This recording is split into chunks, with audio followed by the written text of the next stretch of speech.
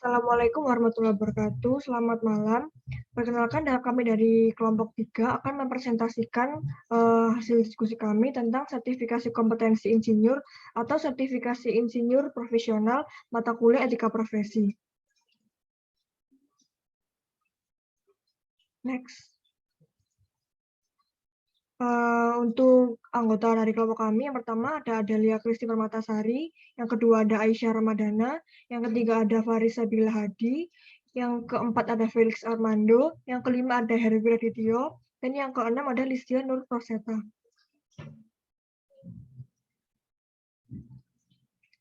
Pertama, hal yang akan kami bahas adalah tentang sertifikasi kompetensi insinyur.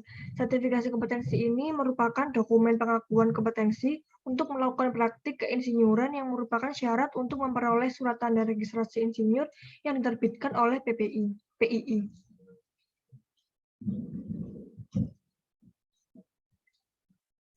Banyak yang belum mengetahui bahwa keinsinyuran di Indonesia ini sebenarnya masih ada sampai sekarang. Hanya saja sebelum tahun 90-an, semua sarjana teknik yang lulus program strata 1 sudah otomatis bergelar insinyur. Akan tetapi setelah itu, semua lulusan dari strata 1 teknik berubah gelar menjadi sarjana teknik atau ST. Karena program insinyur sudah berubah menjadi program profesi yang harus ditempuh di luar perkuliahan strata 1 tersebut. Mungkin untuk materi selanjutnya akan dijelaskan oleh teman saya. Berubahnya gelar lulusan sarjana dari fakultas teknik tersebut menyebabkan pandangan masyarakat umum menjadi tidak tepat karena setelah tahun 90-an sudah tidak ada insinyur baru. Padahal sebenarnya tidak ada demikian karena hingga saat ini pun insinyur masih sangat dibutuhkan untuk pekerjaan jasa konstruksi. Lulusan sarjana teknik dengan gelar ST tidak dapat masuk dalam pekerjaan jasa konstruksi seperti kontraktor dan konsultan teknik atau tenaga ahli teknik. Sehingga setelah lulus dari sarjana teknik dan bergelar ST, dapat mendapatkan gelar insinyur atau IR melalui asosiasi teknik yang diajukan ke PII atau Persatuan Insinyur Indonesia.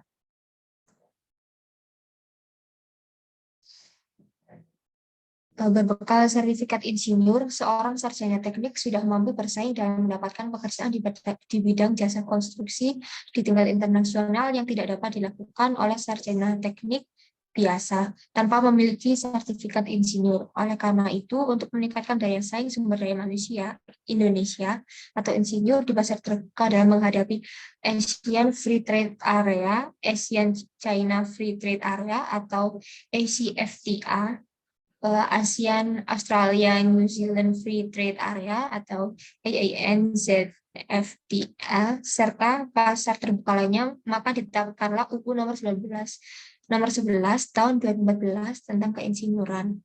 Undang-undang tersebut diharapkan dapat menjadi acuan untuk penyelenggaraan profesi insinyur yang berkualitas atau profesional. Kemudian sertifikasi kompetensi insinyur. Mengapa perlu dilakukan sertifikasi? Karena sekarang semua sarjana teknik wajib memiliki sertifikasi insinyur profesi atau SIP. UU nomor 11 tahun 2014 mewajibkan semua insinyur yang akan bekerja memiliki SIP. Bagi insinyur yang belum tersertifikasi ada denda pidana positif dan ancaman kurungan. Namun di sisi lain, sertifikasi insinyur profesional memberikan peluang untuk menjadi setara dengan insinyur-insinyur di kawasan Asia Tenggara. Selain itu, sistem ini memungkinkan para pengambil kebijakan untuk memetakan sumber daya manusia di bidang keinsinyuran untuk mengoptimalkan peran insinyur sehingga bisa menjawab kebutuhan insinyur untuk membangun Indonesia di masa depan. Selanjutnya akan dijelaskan oleh teman saya.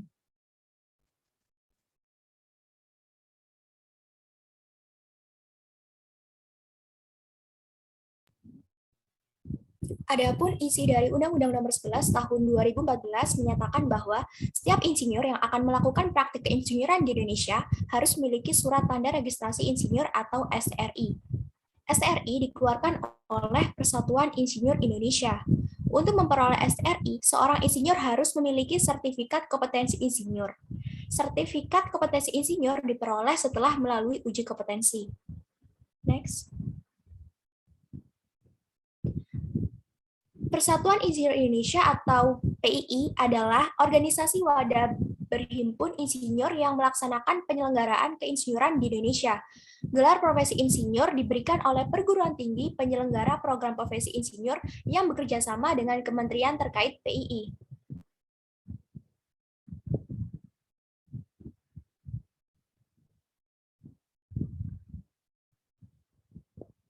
Berikut ini merupakan 3 jenis sertifikasi insinyur profesional. Sertifikasi insinyur profesional diberikan dalam 3 jenis yang sekaligus juga menunjukkan jenjang kompetensi yang dimilikinya.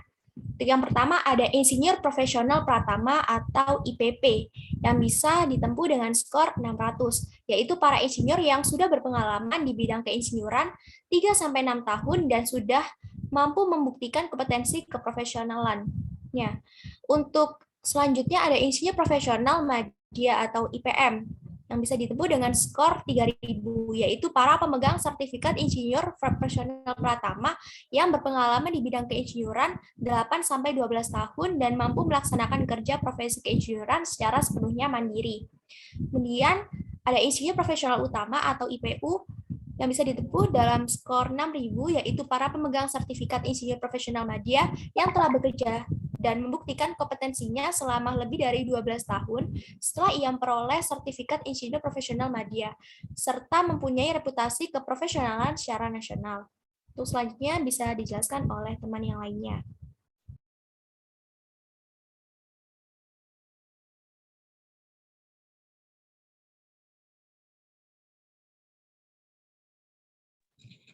Selanjutnya adalah persyaratan sertifikasi keinsinyuran. Persyaratan yang harus disiapkan bagi yang menginginkan mendapat sertifikat keinsinyuran menurut PII atau Persatuan Insinyur Indonesia adalah yang pertama, syarat sertifikasi insinyur profesional PII. Yang harus disiapkan adalah anggota PII, mempunyai pengalaman di bidang keteknikan lebih dari 3 tahun untuk sarjana teknik, mempunyai pengalaman di bidang keteknikan lebih dari 5 tahun untuk sarjana teknik terapan.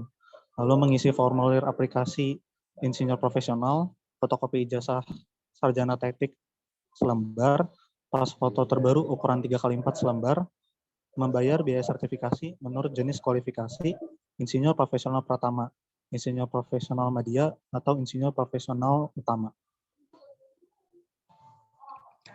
Next.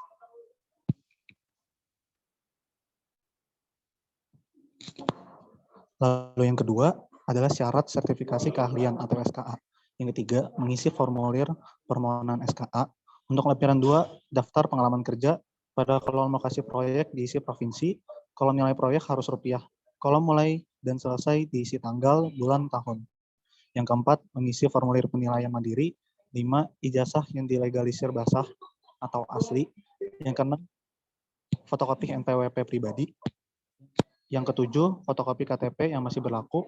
Yang kedelapan, pas foto 3x4, 1 lembar per subbidang. Kalau yang kesembilan atau yang terakhir, CV lengkap yang sudah ada uraian pekerjaan. Selanjutnya bisa dilanjutkan oleh teman saya.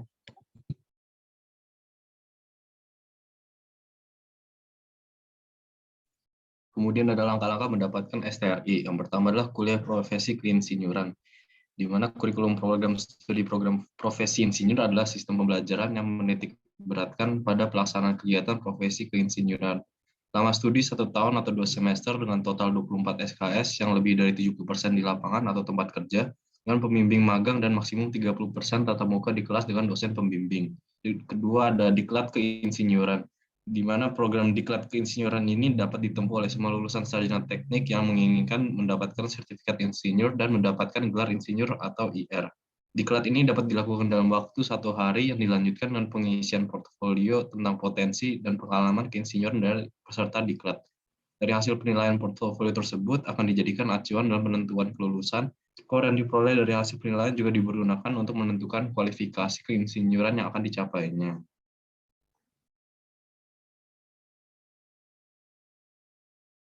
Kemudian ada menuju sertifikasi profesional, di mana pada gambar dapat dilihat bahwa kelulusan pendidikan tinggi teknik akan yang bergelar sarjana teknik atau sarjana teknik terapan yang kemudian akan masuk ke program profesi insinyur untuk mendapatkan dengan melalui pengalaman awal kerja yang setelah lulus program profesi insinyur akan mendapat gelar IR, kemudian akan dilanjutkan dengan praktik kerja keinsinyuran membuka kompetensi, Kemudian itu akan membangun pengalaman kerja, kemudian dilanjutkan oleh uji kompetensi untuk mendapatkan surat tanda registrasi insinyur. Dan terakhir adalah praktik insinyur memikul tanggung jawab keselamatan atau keamanan masyarakat atau tenaga ahli berpengalaman. Kemudian bisa dilanjutkan oleh teman saya.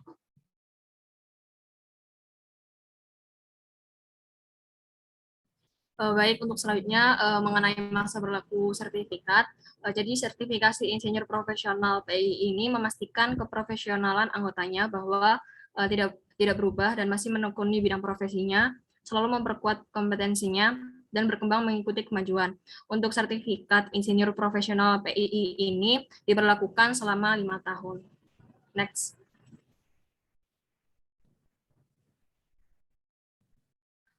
Selanjutnya mengenai perpanjangan sertifikat insinyur profesional, di sini ada 2 cara, yaitu menggunakan FAIP untuk kenaikan tingkat IP dan menggunakan PKB untuk melanjutkan pada tingkat IP yang sama.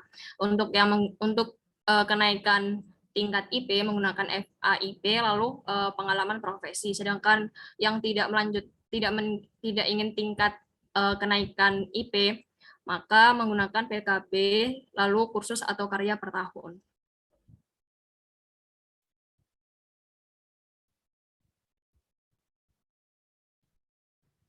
Next. Berikut merupakan referensi yang kami gunakan dalam penyusunan PPT ini. Next.